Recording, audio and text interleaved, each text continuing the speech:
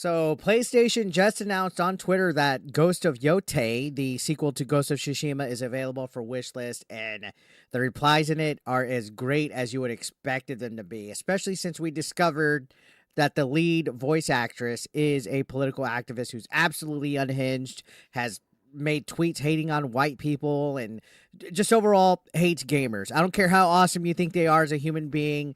They're just another activist that's infecting this video game industry. And we've seen the reports that originally the sequel to Ghost of Tsushima was going to feature Jin, but then they put it in favor of pandering to this modern audience that doesn't show up, and the rest is history. This game is tainted. Sure, it might sell good. Sure, it might make some sales, but it's tainted, and you're going to see why. Look at the comment section of this post. There's literally like nobody in support of it. Look, the first comment.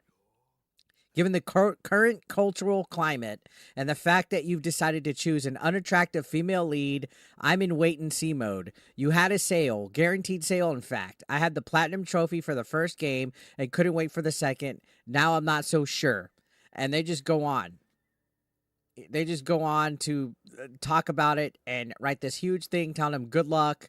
And, you know, that they shouldn't have went and marketed this to a modern audience, right? Go ahead and look. You can see some of these other ones, hard pass, because the lead role is an insufferable activist. And yeah, it was discovered shortly after that Erika Ishii, who's the lead role, is an activist. They're insufferable. They write unhinged tweets. Matter of fact, I never interacted with them, and I was already pre-blocked.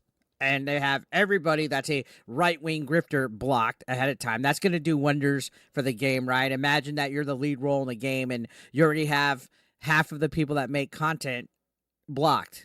And, oh, yeah, well, they just blocked rage bait grifters ahead of time so they wouldn't get harassed. No, you're talking shit behind a block about gamers and rage bait grifters and all this crap already.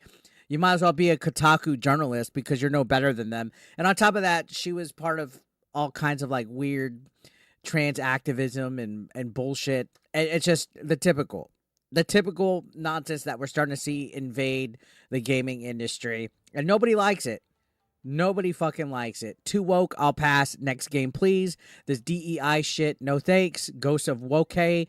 Stupid girl boss game, no thanks. I want a sequel to Ghost of Tsushima.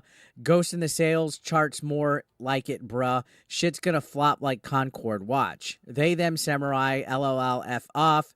Pass. Ghost of DEI tie. Not buying this trash. Nope. Stick your DEI trash up your butt. No one wants your nonsense. Plus, at Sony told me not to buy it. And yeah, I think a former head honcho, a former CEO, said if you don't like a game, don't buy it. I think people are going to take it to heart. Now, again, this game might do well. It might sell good, but its reputation has a sour spot on it. Another thing in regards to all this whole situation is when you look at all the other video game companies that came out recently that catered to this modern audience that didn't show up. WB Games with Suicide Squad, complete failure. Dustborn, that's not even a factor in the gaming industry. They didn't even put a dent. Concord, Sony put all of their eggs into the Concord basket, and that game didn't even survive a 2-week launch. I don't know what it is about all these video game companies that think they need to go this way of DEI. And I've already seen it before. Oh, these guys hate women. They shudder just because there's a lead female in the game. No, it's not a problem of it being a female. There's never that. If it's a good character, if the writing is good, I don't care if they're a female, a male, a person of color, anything. As long as the writing's good. But the fact that, oh, this character is great because it's a female is what makes it trash. And on top of that, we've already seen the rumors that the original Ghost of Tsushima sequel was going to continue the story of Jin. It was going to feature Jin. And then when all this whole stuff started happening where Sony started, I guess, try to go woke, they figured they would cater and pander to this whole audience where, oh, we're going to just put a female there. Like, it's almost like they deliberately want to do stuff just to spite the people that are the consumers. And you've seen people say, well, oh, you're acting entitled just because a specific game isn't catered to you. You need to cater to your consumer. Imagine McDonald's not catering to the people that eat there. Now imagine a video game company not catering to the people that play those games. That's when you get stuff like Concord. That's when you get stuff like Dustborn. That's when you get stuff like in these comments of this. When you're not catering to your main demographic, they're not going to be happy. They're not going to be happy. You can see right here, uh, following the success of Ghost of Tsushima. This is the whole alleged rumor right here. They greenlit a sequel 2 months after the first game's release, when sales data confirmed its commercial success. While the main development team moved on to other projects, a smaller team remained focused on the Legends multiplayer mode and additional DLC content, which was eventually included in the PS5 version of the game.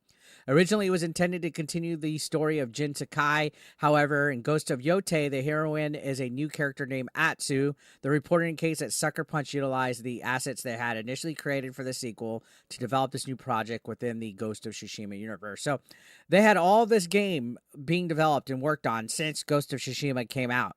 Like literally, after it came out, 2 months after it, and then they decided, oh, let's scrap it. In favor of, oh, let's just put a female there. Because that's the thing that they do. Oh, we have to put a female there. We have to put a female. Like, you could put one there. But don't do it just because you have to do it. For woke points. That's what it is. That's the fucking problem. And the majority of gamers do care about this. I've seen people, majority of gamers don't care about woke. No, they do. That's why they don't support bullshit flops. That's why all the stuff that's come out this year that's been injected with Sweet Baby Inc. and other consulting companies have flopped. Because the majority of gamers don't want this bullshit. It's cringe. You can see we won't be playing this woke game. Nah, I'm good, Chief. Sucker Punch are punch of suckers. Canceled my pre-order for The Last of Us 2 when the leaks came forward. I put that money towards Tsushima and was blown away by how amazing it was. Now leaks and background dev rumors have come forward about Yōtei. I'll hold on to my money this time. Let's see actual reviews first. So I think a lot of people are going to take a wait-and-see approach. And you know what? I'll probably check this game out as well, but I'm definitely not day one buying it. Along with Assassin's Creed Shadows. It seems like all these people are just focused on bullshit. You could see, not giving my money to a studio that would hire a rabid racist activist to do voice acting, right?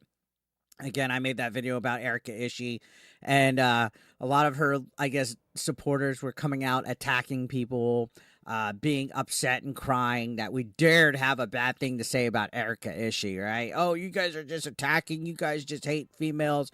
You guys are just insufferable, rage-baiting grifters. No, it's when you have all these people that are literally lunatics working in the gaming industry that hate the gamers. And they come in spiteful. They come in putting their passive-aggressive subtweets. Oh, all these rage-baiting. Like you just look at them. They all do it. And they're not, any of them are not man enough to actually have a dialogue or a conversation. They'll just block. They don't even try to talk. They're in their echo chambers.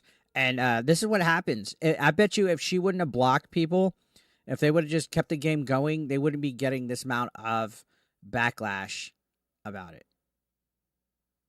Look right here. Hard pass. Couldn't have picked a more obnoxious protagonist. A shame. Ghost of Tsushima is a great game. And, you can see some of the stuff, some of the lunacy. Abolish the police, Erika Ishii said. Trump derangement syndrome. Look at this story. Drunk guy got up in my space at the arcade to ask, are you single? While I was playing a rhythm game. I shouted, dude, if you bother me while I'm playing a game, I'll kick your fucking ass.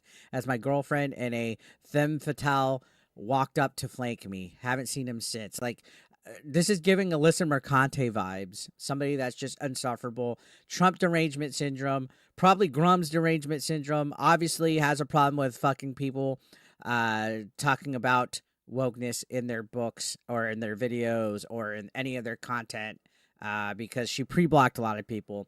Activists are the worst types of human beings out here. They want to put all their fucking ideologies onto people. They want to push all sorts of their bullshit nonsense. And this person identifies as every pronoun. Like, what the fuck? Like, I don't know, dude. It's cringe. And this game's going to deserve all the backlash that it gets.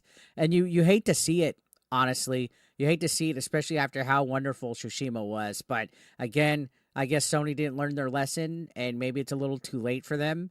And if we get another fucking flop that happens with Woke, we'll see what happens. We'll see if they learn their lesson. So what do you guys think? Let me know your thoughts below. Love to hear what you guys have to say. Are you going to check this game out? Or did Erika Ishii basically leave a sour taste in your mouth like she did with me. Subscribe if you're brand new. We're almost at 93,000 subscribers. I think we're less than 100 away from 90,000 subscribers. Love for you guys to join the 8-Bit Eric Nation. I'll see you guys on the next one. Thank you so much for watching. Take care.